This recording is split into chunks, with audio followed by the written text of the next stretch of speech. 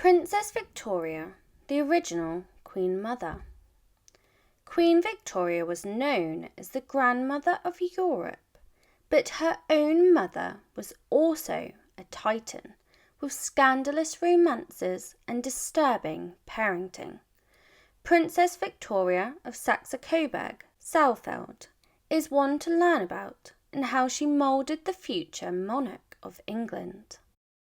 She was born into privilege before she gave birth to one of the most characteristically British monarchs the world has ever seen.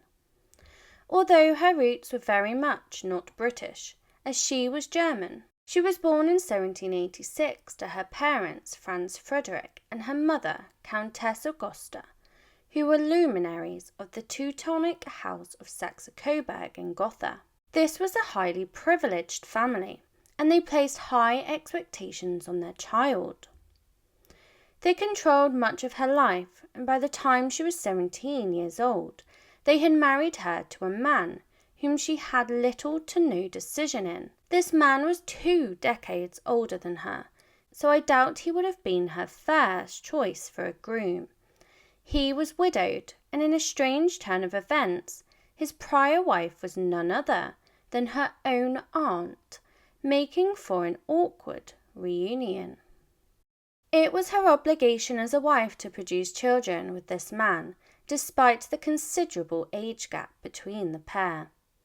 She did become pregnant the very first year, at just 18 years old. She gave birth to a boy, Prince Karl, and then another daughter, Theodora, 3 years later.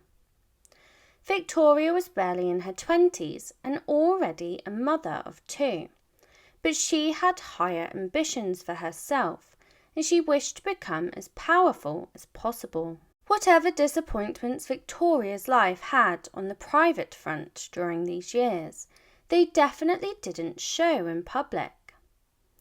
It was her brother's choice in bride that would gain the family direct access to the British throne. Her brother Leopold married Charlotte, the Princess of Wales, who was the future heir to the throne, until one day it all came crashing down. In the summer of 1814, Victoria's much older husband, Prince Charles, passed away.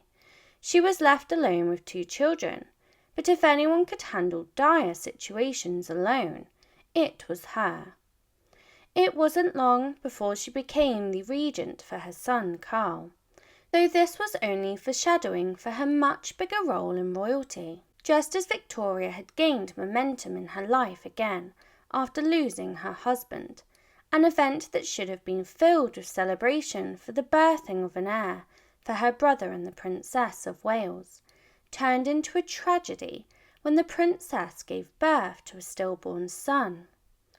Shortly afterwards, the princess hemorrhaged and died, leaving behind a devastated Leopold who was heartbroken over the loss of his wife and child. England was utterly panicked about the loss of its heir. This prompted an enormous succession crisis, and Victoria was right in the middle of it. In the tragic aftermath of the Princess of Wales's death, an heir to the throne, Britain were desperate for an heir to take over the crown. All of the surviving male heirs of the current and ailing King George III were either in miserable, childless unions or were lifelong bachelors. Parliament made a desperate attempt to pay these men to settle down with a woman in the hopes that they could produce a healthy heir for the crown. So how does Victoria come into this quest for an heir of England? Her brother was already connected to the crown through his wife, as she was introduced to Prince Edward, the Duke of Kent, and one of the sons of King George III. He proposed to her with the understanding that she would give him an heir for the crown, and she accepted with delight. This heir would be none other than Queen Victoria, the future monarch of the UK.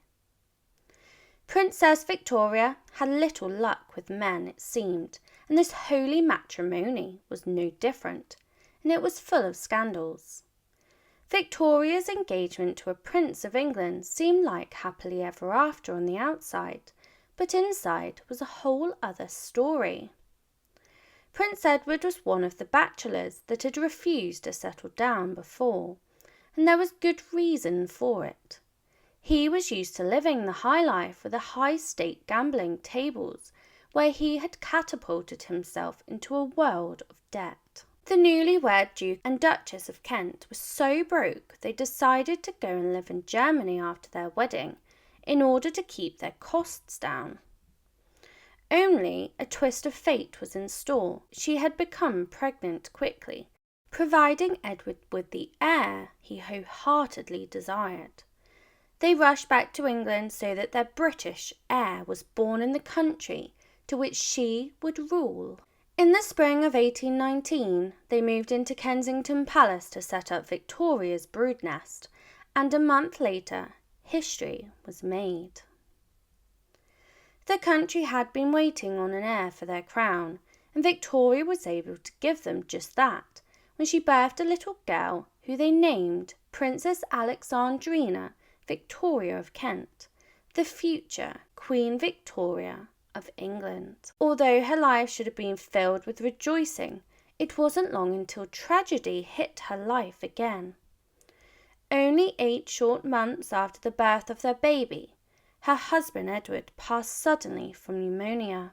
In quick succession, further tragedy struck, and only 6 days later, his father, King George III, also passed away. The British throne was crumbling rapidly, and Victoria was yet again widowed at such a young age, with a young royal heir to nurture by herself.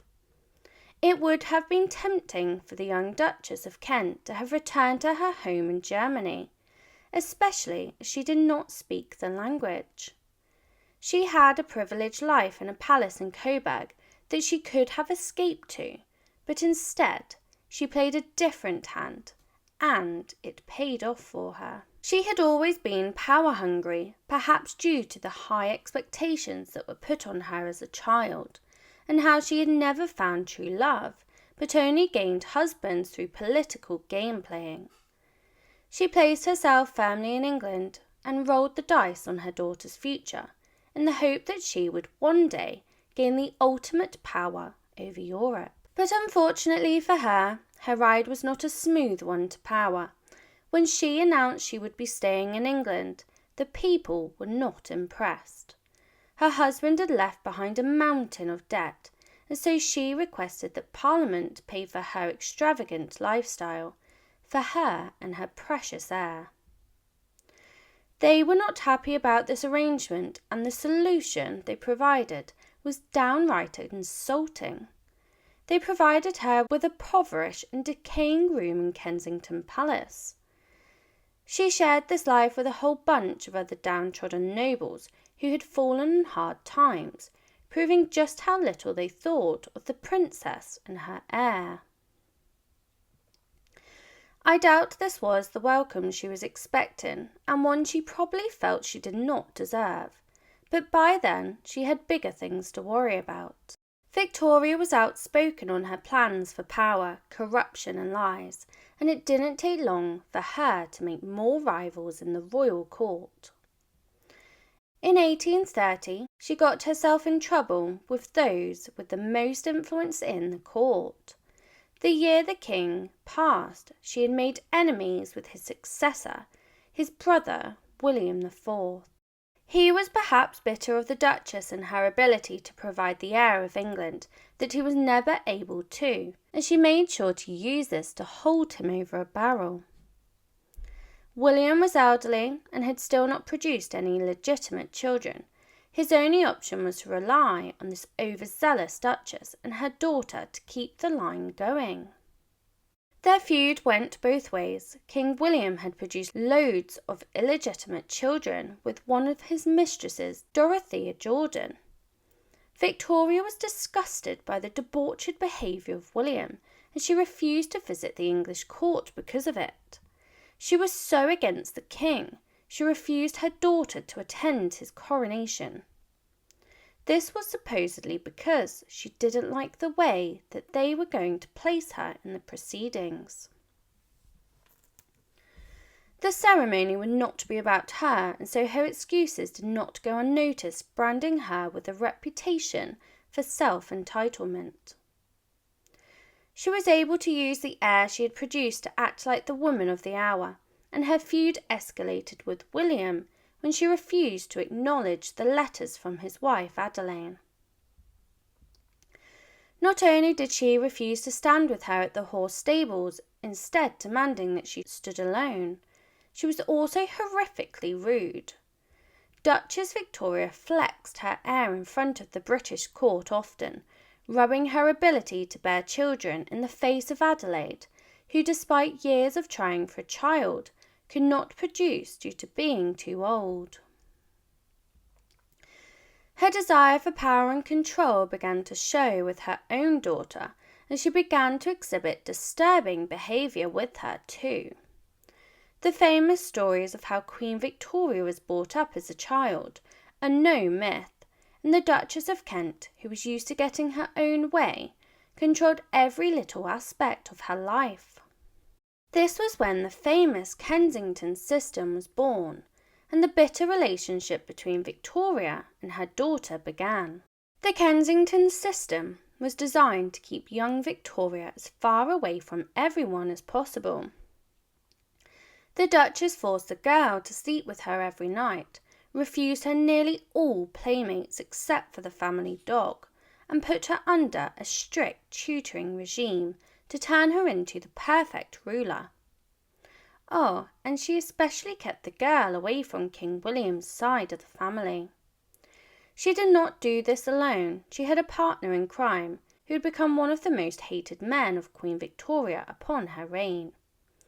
Duchess Victoria and her beloved partner John CONROY also had a huge hand in building it. CONROY took on the system as his own, showing even more devotion to it than the Duchess herself. Unsurprisingly, nearly everyone in court hated CONROY too, and he earned the spiteful nickname King John for all of the influence that he thought he had. The partnership of the Duchess and CONROY turned dark, and it is alleged they were lovers too, despite him being married. Pretty hypocritical considering her distaste to the prior king's debauched affairs. They would try to come up with new ways to control and direct their little monarch-to-be. The Kensington system was set up as a ploy to keep little Victoria under their control, so they could gain a powerful regency over the country. Her hope was Victoria would become queen before the age of 18, meaning she would need a regent by her side. The pair were ruthless with their plans, pressurizing her into more and more events that led to little Victoria's collapse. CONROY and the Duchess forced the princess to attend a grueling tour of England, visiting town after town to drum up support for her coronation. The tour was a success, but it left Victoria feeling hateful and fatigued with the constant travelling before she ultimately begged her mother to stop the tour. In October 1835, the exhausted 16-year-old girl fell ill. Her mother and CONROY had little sympathy for the girl, instead believing she was faking it. She was getting more and more ill, and in her weakened, vulnerable state, her mother tried to get her to sign over the role of private secretary to the man who had tormented her for years under the strict Kensington system. Luckily, it didn't work. Even in her poorly state, she did not trust this man at all. The Duchess didn't like being in close proximity to King William IV, but the monarch had noticed how she was manipulating the young Victoria for her own gain, and he was not happy. In his way to approach the topic, he did so dramatically when on his 71st birthday banquet in 1836, William silenced the room and uttered a shocking speech. At the banquet, in front of many luminaries, he began his announcement with a promise to living for 9 months longer, so that little Victoria would turn 18 under his rule and deny her mother the regency. He was absolutely not willing to give 1 inch of power to this cretin of a woman, and he made everybody else aware. This led to the public humiliation of the Duchess, continuing his speech with, "If I lived to the girl's birthday, I should then have the satisfaction of leaving the exercise of the royal authority to the personal authority of that young lady, heiress presumptive to the crown, and not in the hands of a person now near me, who is, herself, incompetent to act with propriety in this situation." The reaction to William's announcement was bedlam itself. It was very out of character for a royal to address a private feud so publicly, and so the Duchess must have tipped him over the edge for him to deliver the final blow. Little Victoria started sobbing, with her mother unwilling to comfort her as she stood stone-faced, refusing to move for a while before leaving the court the next day. This promise that was made by the king, he stuck to it, and on the 20th of June 1837, something miraculous happened. On this day, only 1 month after his niece Victoria turned 18, this man's hate for the Duchess willed him to live past her gaining regency to his throne via her daughter. The Duchess must still have been over the moon that her daughter was now the powerful Queen of England, and she could now continue to manipulate her, how she had always done before. But this is not how it worked out. The Duchess panicked, and her and Conroy came up with a plan that the young Victoria would extend her regency until the age of 21. The appointed queen-to-be was having absolutely none of it, instead choosing to rebel against her mother completely. Her daughter's coronation to the throne brought about her downfall rather than her quest for power. She had been suppressed under the strict Kensington system and control of her mother and Conroy, of whom she despised, and her first act as queen was to dismiss Conroy from her household.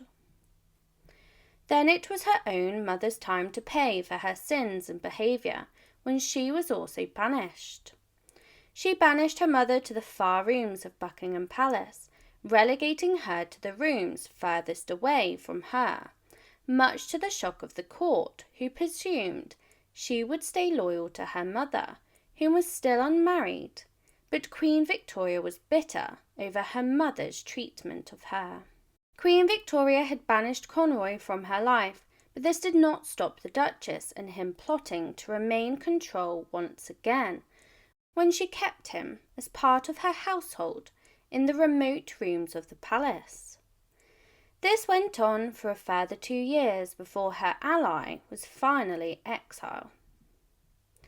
In 1839, the palace finally convinced Conroy to leave England and to go far away from both the Duchess and the Queen.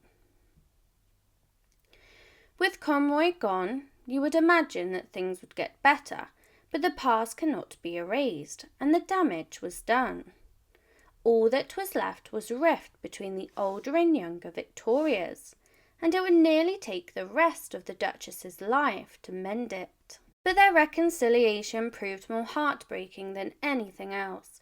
The pair would grow closer slowly over the years, with Conroy out of their lives, but she did not become a trusted member of the household until the Queen gave birth to her first child, and the women had a heartfelt reconciliation, and the Duchess became a doting and not a meddling grandmother.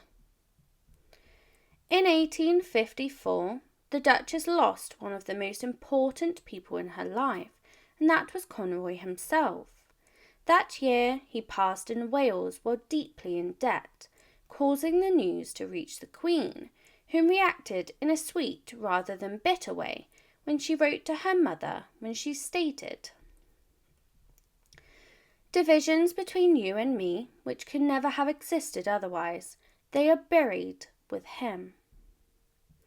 She wrote back to her daughter defending him, scrawling, "I shall not try and excuse the many errors that unfortunate man committed, but it would be very unjust if I allowed all of the blame to be thrown on him." When CONROY passed, the palace made a disturbing discovery when the numbers he had meddled with at the palace did not add up. It was revealed that he had been taking significant sums of money from her. She was, unbeknown to her, another victim of his. By the 1860s, the Duchess was in her 70s. She had become a grandmother many times over. She was in poor health, and she spent her years near Windsor Castle, in Frogmore House. This happens to be the place where Prince Harry and Meghan Markle had their wedding reception. It was here her health declined further, and the end was near. Queen Victoria was a carrier of the sickly blood-clotting disease, but it is a mystery of where this came from, as no one before her had it. This is where the rumour that the Duchess of Kent had an affair and that Queen Victoria was the love child with that mystery man. There is one more piece of evidence for this theory. Another royal disease was porphyria. This had been prevalent in her ancestors, especially in her grandfather, Mad King George III. This disease failed to be passed on after Victoria, but haemophilia rose instead. Did the Duchess portray a legitimate heir of England, or was she the product of a steamy affair? It is unlikely that a carrier of haemophilia was the Duchess's lover, as he wouldn't have lived long enough into adulthood before he died. It is a possibility that the Duchess was the one whom passed this fatal disease on to her daughter, since it is a random mutation in 30% of cases. On March 16, 1861, the 74-year-old Duchess of Kent took her last breath after a lifetime of drama. The relationship with her daughter strengthened with each passing year, and Queen Victoria was still at her side when she passed, holding her hand. Her letters held even more drama that the Queen snooped on upon her death. Maybe she was going to finally get closure on her mother's behaviour over the years.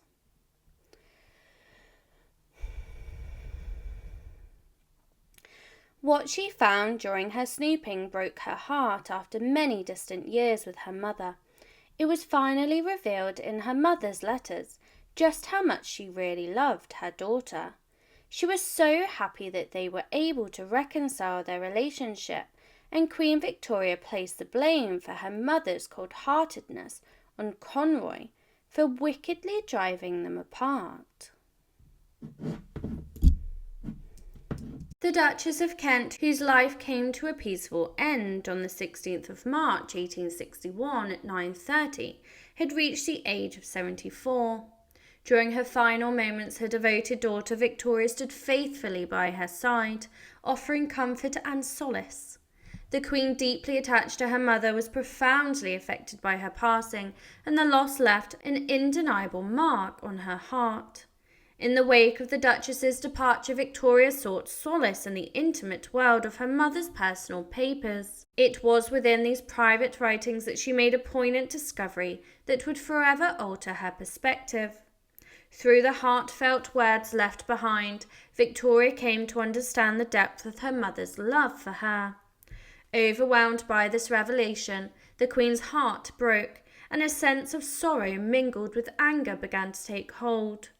Victoria, struggling to come to terms with her emotions, directed her pains towards the two figures that she believed were responsible for the strained relationship between her and her mother. Sir John CONROY, a trusted confidant of the Duchess, and Baroness Lejeune, Victoria's governess, were the objects of her blame. In Victoria's eyes, they had purposely and wickedly created distance and estrangement between her and her beloved mother. In honour of the Duchess's memory, her final resting place became the Duchess of Kent's mausoleum, an elegant and serene structure nestled within the enchanting grounds of Frogmore, Windsor Home Park.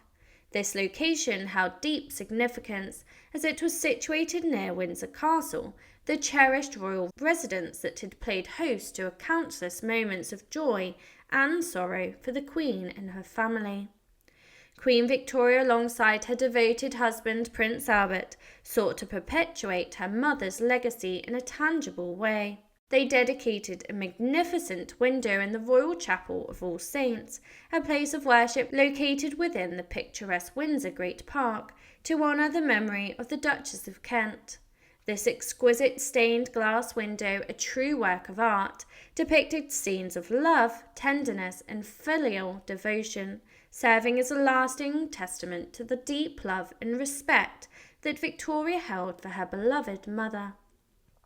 Thus, in the peaceful embrace of Frogmore and the resplendent glow of the Royal Chapel's memorial window, the Duchess's spirit continued to reside in the hearts and minds of those who cherished her. Her life and love, intertwined with the legacy of a queen, remained forever etched in the annals of history, a testament to the enduring bonds of family and the power of a mother's affection.